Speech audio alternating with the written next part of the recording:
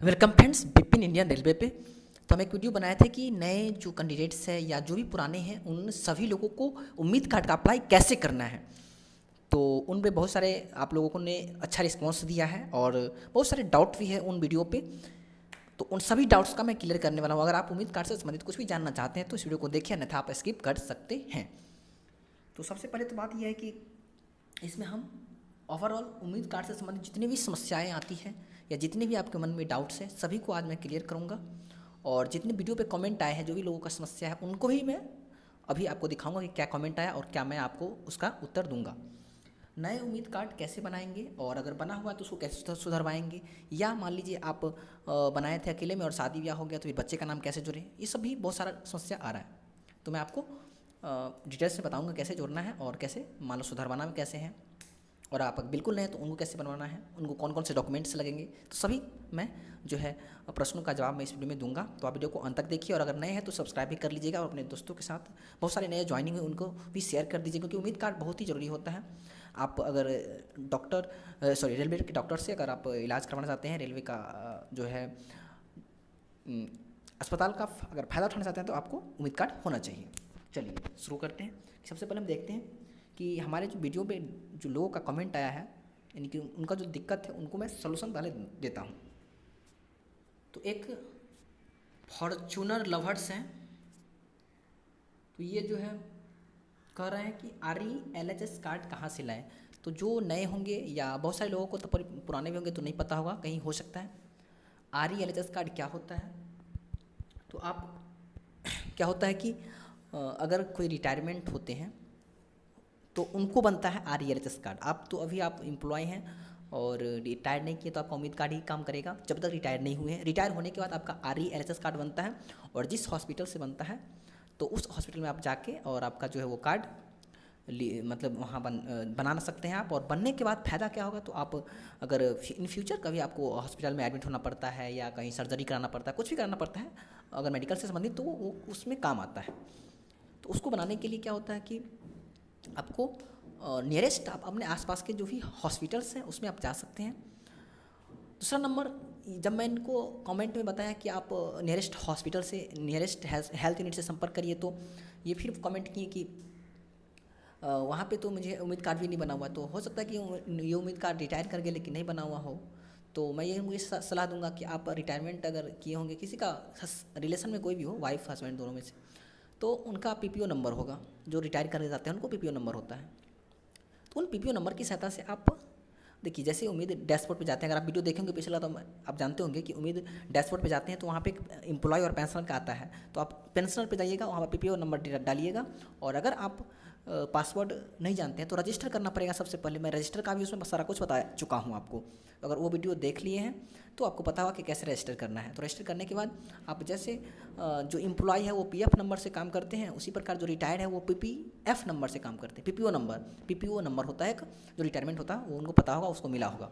तो आप उससे पहले उम्मीद कार्ड बनाइए। उम्मीद कार्ड बनाने के बाद आप अपने नियरेस्ट हेल्थ यूनिट में जाइए, क्योंकि वहाँ का रहेगा तो आपको दवा वाला लाने में ठीक रहेगा। अब मान लीजिए किसी दूर हॉस्पिटल में जाकर बना लिए RHS कार्ड और फिर जाने आने में परेशानी हो रही है, तो ऐसे नहीं करिए, पास में जाइएगा और उम्मीद कार्ड बनने के बाद लेकिन वहाँ पे रजिस्ट्रेशन कराइएगा और वहाँ पे रजिस्ट्रेशन करने के बाद आपका जो है RHS कार्ड रिलीज कर दिया जाएगा। ओके, चलिए मैं समझूंगा कि आपका जो है डाउट क्लियर हो गया। अगर फिर भी कुछ दिक्कत हो तो फिर कमेंट बॉक्स में आप कमेंट करिएगा, मैं दोबारा से आपको वीडियो बनाऊंगा ताकि आपका फिर से अगर कोई दिक्कत हो तो उसको सोल्यूशन कर सके। अब नेक्स्ट भाई लोग का देखते हैं उनका क्या कमेंट था। तो नेक्स्ट का था कि how to add family member.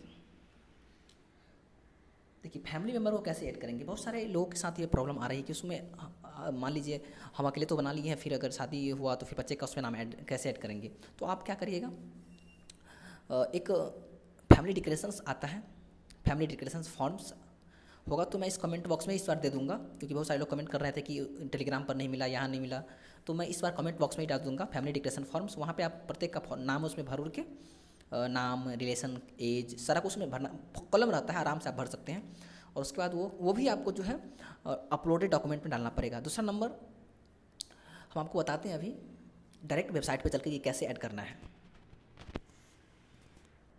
तो आप क्या करिएगा, उम्मीद कार्ड रेलवे लिखिएगा गूगल पे जाके और जो आपको फर्स्ट आएगा उस पर क्लिक करिएगा।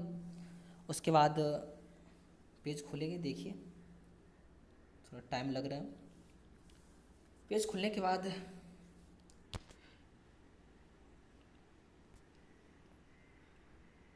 जो है यहाँ पे आप एम्प्लॉय पीएफ नंबर या पीपीओ नंबर, जो रिटायरमेंट है वो पीपीओ नंबर उनका होता है, वहाँ आप पीपीओ नंबर डालिए। उसके बाद आपका जो है उम्मीद कार्ड बन जाएगा, आराम से बन जाएगा, क्यों नहीं बनेगा।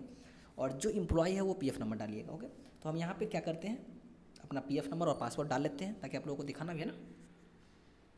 जब पासवर्ड और पीएफ नंबर डाल दीजिएगा तो आपके सामने ये खुलेगा, उम्मीद employ smart and unique medical identity card. तो आपको इस पर क्लिक करना है। फिर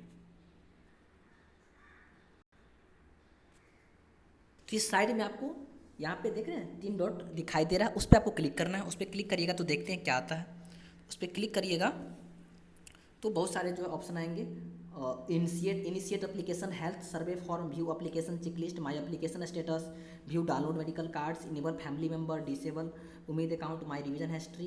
तो इस सब में आपको कुछ नहीं करना है, बस आपको इनिशिएट एप्लीकेशन पे जाना है। इनिशिएट एप्लीकेशंस, इस पर क्लिक कर देंगे तो यहाँ पे देखिए एक टिक लगा हुआ है। अगर आप पहले से उम्मीद कार्ड बनाए हुए हैं तो आपका सारा डिटेल्स आ जाएगा, और नहीं भी बनाया तब पर डिटेल्स आएगा। लेकिन कुछ जो बचा होगा, नहीं बनाए हैं तो उसमें कुछ कुछ ब्लैंक रहते हैं, जैसे ब्लड ग्रुप आपका क्या है, कौन सा हेल्थ यूनिट चुनना चाहते हैं, कौन सा जो है मतलब डिवीज़न में कौन सा आते हैं, यानी सब कुछ चुनना रहता है। और अगर आपका बना हुआ तो सब कुछ पहले से ही फुलफिल आएगा कि किस हेल्थ यूनिट में आप जो चुने हुए हैं, यानी सब कुछ पहले से ही भरा आएगा, सीधा बात, अगर आप बना चुके हैं तो।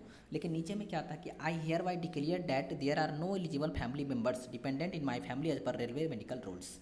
तो यहाँ पर हम क्या किए हैं कि अभी हम टिक लगा दिए हैं। क्यों? क्योंकि हमारे पास जो है there are no eligible family member, यानी हमारे पास कोई फैमिली मेम्बर नहीं है एलिजिबल, लेकिन एलिजिबल रहता। तो यहाँ पे हम टिक नहीं करेंगे, और वहाँ पे टिक नहीं करोगे तो आपका क्या होगा, टिक नहीं करके और एडिट डिटेल्स पे क्लिक करेंगे। यहाँ पे है ना एडिट डिटेल्स, तो यहाँ पे क्लिक करिएगा तो उसमें फिर फैमिली का नंबर ऐड करने का फॉर्म मतलब कि ऑप्शन आपको आ जाएगा। और जो फैमिली डिक्लेरेशन फॉर्म होता है उनमें जितना का जोड़ना चाहते हैं ना, उन सभी को भर के और क्या करना है, डॉक्यूमेंट्स अपलोड कर देना है। और फिर आपको अपलोड डॉक्यूमेंट क्लिक करके फिर 7 दिन वेट कीजिए। 7 दिन के बाद फिर देखिए क्या होता है, बन जाएगा आराम से। फिर कोई अगर दिक्कत होगा तो कमेंट बॉक्स में कमेंट करिएगा, ताकि मैं फिर से आपको बता दूं, और एक पूरा वीडियो ही बना दूंगा ताकि कैसे कैसे बनाना है उसका। क्योंकि मेरे पास कोई ऐसा नहीं है वैलिड वाले कि जिसका हम मेंबर जोड़ सके, तो फिर मैं कैसे दिखाऊँ आपको जोड़ करके। चलिए अब नेक्स्ट कमेंट देखते हैं उसका क्या प्रॉब्लम है। एक भाई लोग कह रहे हैं रीजन फॉर रिवीजन आ रहा है सबमिट ऑप्शन के ऊपर, क्या भरना है उसमें? भाई उसको भरे बिना सबमिट ही नहीं हो रहा। हाँ बिल्कुल बात सही है। रीजन फॉर रिवीजन में आपको क्या लिखना है, द न्यू रिक्रूटमेंट्स, RECURI, तो ये रिक्रूटमेंट का स्पेलिंग आप लिख लीजिएगा, न्यू रिक्रूटमेंट, सभी लोगों को आता ही होगा। तो आप उसको बिना भरे अगर चाहिएगा कि हाँ सबमिट कर दे तो नहीं होता है, उसमें हम बताए भी था आपको कमेंट में भी कि न्यू रिक्रूटमेंट भर दीजिएगा, आराम से उसमें सबमिट हो जाएगा। चलिए नेक्स्ट कमेंट देखते हैं। नेक्स्ट है फैमिली मेम्बर्स का डेट ऑफ बर्थ गलत हो तो कैसे करेक्शन होगा। देखिए उसको भी इनिशिएट, देखिए कुछ भी आपको चेंज करना है चाहे नहीं कर, मतलब कुछ भी करने के लिए आपको इनिशिएट एप्लीकेशन पे ही जाना पड़ेगा। उसमें बार बार आप एडिट कर सकते हैं। तो फिर अब होगा कि तो फिर आप जो रीजन फॉर रिवीजन है उसमें ये नहीं लिखिएगा कि न्यू रिक्रूटमेंट, उसमें आप डेट ऑफ बर्थ लिखिएगा कि correction of date of birth. Okay, मतलब जो प्रॉब्लम है आपको रीजन फॉर रिवीजन में वही लिखना है। मान लीजिए किसी का ऐड फैमिली मेम्बर्स, तो आप उसमें लिखिएगा ऐड फैमिली मेम्बर्स, ये ध्यान रखिएगा, नहीं तो फिर नहीं रिजेक्ट हो सकता है या तो होगा ही नहीं फिर। तो फैमिली मेम्बर का अगर डेट ऑफ बर्थ गलत है तो फिर आप उसमें रीजन फॉर रिवीजन में क्या कर दीजिएगा कि उसमें लिख दीजिएगा correction of date of birth. Okay, और जो अच्छा डेट ऑफ बर्थ यानी कि उसका जो कुछ ना कुछ तो प्रूफ होगा ना आपके पास कि गलत है या सही है, तो उसका सही का आप डॉक्यूमेंट अपलोड कर दीजिएगा और फिर उसमें लिख दीजिएगा रीजन फॉर, क्योंकि रीजन फॉर रिवीजन देखते हैं कि वो मतलब आप अगर बार बार एप्लीकेशन दे रहे हैं तो उसका तो पता चला जाए कि क्यों एप्लीकेशन दे रहा है। तो एप्लीकेशन देने का मतलब था रीजन फॉर रिवीजन में लिखना रहता है कि क्यों देते हैं। तो अगर आप अगर करना चाहते हैं जो भी समस्या है उसको, तो उसमें लिख दीजिएगा तो अच्छा होगा। अब नेक्स्ट कमेंट देखते हैं।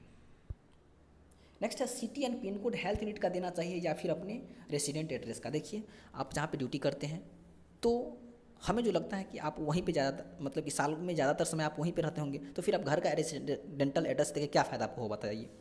आप सिक में रहोगे या मतलब जब भी कुछ डॉक्यूमेंट मतलब कि हॉस्पिटल अगर काम लगेगा तो आप मतलब बार बार घर पे हॉस्पिटल से संपर्क करोगे कि यहाँ काम, तो आप जो पास में है जिस आप स्टेशन पर ड्यूटी करते हो वहाँ के पास वाले में दे दो। और दूसरा नंबर ये है कि आपको ये फ़ायदा होगा, क्यों? क्योंकि अगर आप मान लीजिए घर का देते हैं तो फिर वहाँ पे क्या होता है अगर आप किसी प्राइवेट हॉस्पिटल से इलाज कराते हैं तो आप जानते हैं कि रेलवे में उसका जो कुछ 60% उसका पैसा मिलता है। मान लीजिए अगर आप 10,000 का इलाज करा रहे हैं तो आपको 6,000 रुपया रेलवे वाले देंगे। तो 60% तब देते हैं जब आपका जो है जहाँ पे आप ड्यूटी करते हैं वहाँ का एड्रेस होगा तब देंगे, समझ गए ना। तो इसीलिए वो ज़रूरी भी होता है थोड़ा। तो ये सब देख लीजिएगा अपना, और पास का ही दे दीजिएगा, अच्छा रहेगा, मतलब जहाँ पे ड्यूटी करते हैं वहाँ का। नेक्स्ट है एक पीएफ नंबर कब तक आएगा। देखिए तो आप अपने डिपार्टमेंट से पता कर सकते हैं पीएफ नंबर कब आएगा। इसका तो कोई ठीक नहीं रहता है, मेरा तो बहुत जल्द आ गया था, ज्वाइन किए और 10-15 दिन में। अब बाकी का मुझे इतना जानकारी नहीं है। तो चलिए हम लोग फिर से मिलेंगे एक नए वीडियो में, और अगर वीडियो का अच्छा लगा हो तो आप प्लीज़ लाइक कर दीजिएगा। चलिए, जय हिंद।